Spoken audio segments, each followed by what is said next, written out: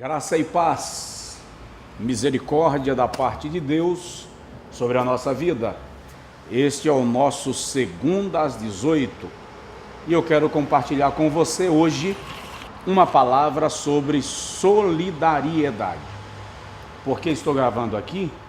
Porque nós estamos aqui na igreja onde sirvo como pastor, fazendo uma campanha de arrecadação de água para nós enviarmos para a região de Governador Valadares, Mariana, que foi vítima daquela tragédia da ruptura das barragens, contaminação do Rio Doce e todo aquele processo de angústia que o pessoal daquela região está vivenciando.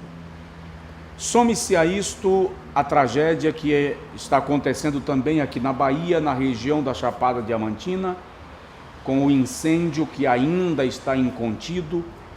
Em alguns focos ainda há sinais de incêndio com prejuízo para a fauna, para a flora, incalculável.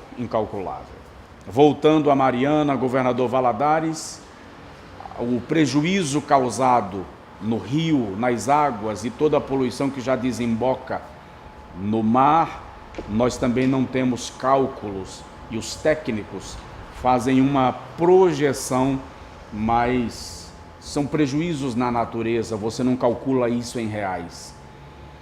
Tragédia em Paris, na semana seguinte tragédia na Nigéria, salvo engano, um país do continente africano, vítima de ataques parecidos com mortos ou mortes violentas por conta de extremistas, de jihadistas e assim por diante. O que a Bíblia diz da solidariedade cristã?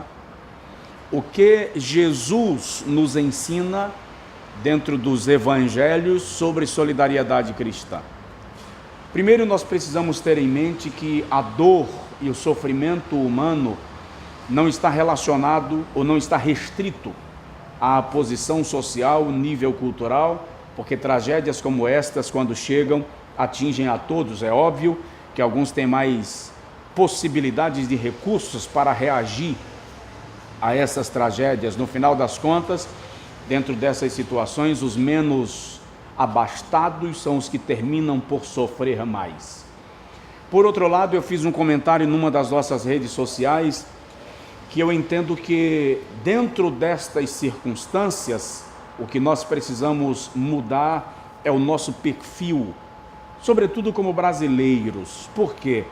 Nós não podemos aproveitar da tragédia de um para ser a nossa oportunidade de lucro, e infelizmente essa consciência é muito parca, é muito rasa em alguns contextos que nós observamos.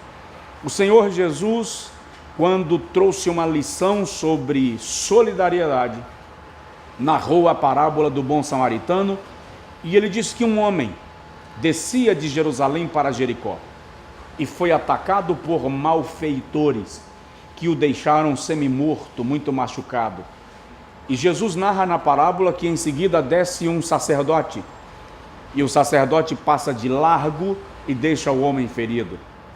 Depois vem um levita, e o levita também passa de largo e não dá socorro.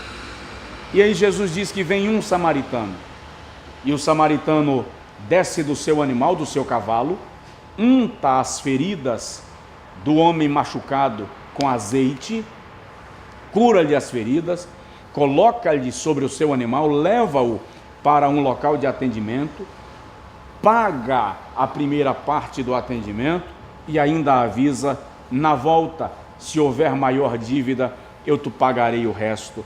E Jesus está dando essa lição para responder uma pergunta, porque quando ele está dando uma lição sobre o amor para com o próximo, um fariseu lhe pergunta: e quem é o meu próximo? Quando Jesus termina esta parábola, ele diz assim: quem era o próximo daquele homem que estava ferido? Preste atenção numa coisa muito interessante. Primeiro, Jesus não dá a nacionalidade do homem que fora machucado. Por quê? Porque Jesus está identificando o sofrimento daquele homem com o sofrimento de toda a humanidade. A dor, a tragédia, o sofrimento não tem bandeira, não tem cor, não muda a cor dos olhos, os cabelos não são loiros, morenos, caracolados, crespos ou lisos. O sofrimento e a tragédia atinge a todos, a despeito das circunstâncias externas que lhe envolvem. Então Jesus não dá nacionalidade para identificar o sofrimento daquele homem com o sofrimento de todos nós, ou o sofrimento de toda a humanidade, ou seja, todos estão sujeitos à dor e à tragédia. Depois Jesus diz que um sacerdote desce para Jerusalém e passa pelo homem.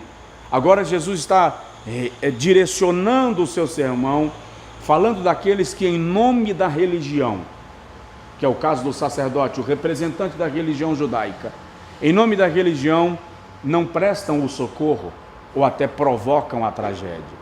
Alguns desses ataques terroristas são em nome da religião. Quantas tragédias e quantas mortes já se provocou em nome de Deus, tá? Usando Deus como o escudo numa circunstância que Deus não aprova, não aprovaria e não participaria. Tá, você pode perguntar, e como no Antigo Testamento Deus dava ordens de extermínio? Aí é outro contexto que a gente pode falar em outra circunstância e em outro 2:18, agora não comporta. Mas algumas pessoas, no que se diz em respeito à solidariedade, optam pelo caminho da religiosidade, como fez o sacerdote. Ele não poderia se contaminar com um homem semi-morto, porque o seu compromisso era com a liturgia do culto e do templo, e não com a solidariedade. E nós precisamos entender que o nosso compromisso, antes de tudo, tem que ser com o Criador. Depois vem o levita, e o levita opta pela autopreservação e não toca. Guiado pelas mesmas regras do sacerdócio, ele não socorre o ferido e deixa o ferido doente. O bom samaritano, primeiro, por que Jesus chama de bom? É um adjetivo que um judeu jamais aplicaria a um samaritano. Havia uma guerra religiosa e intelectual entre judeus e samaritanos desde a época que, salvo engano, Tiglat-Pileser III invadiu a região norte de Israel, distribuiu as 10 tribos por entre as nações e as províncias do Império da Síria e enviou gente estranha para habitar na terra de Israel. Gente estranha? Os ancestrais dos samaritanos. Por conta disso, havia uma guerrilha entre eles.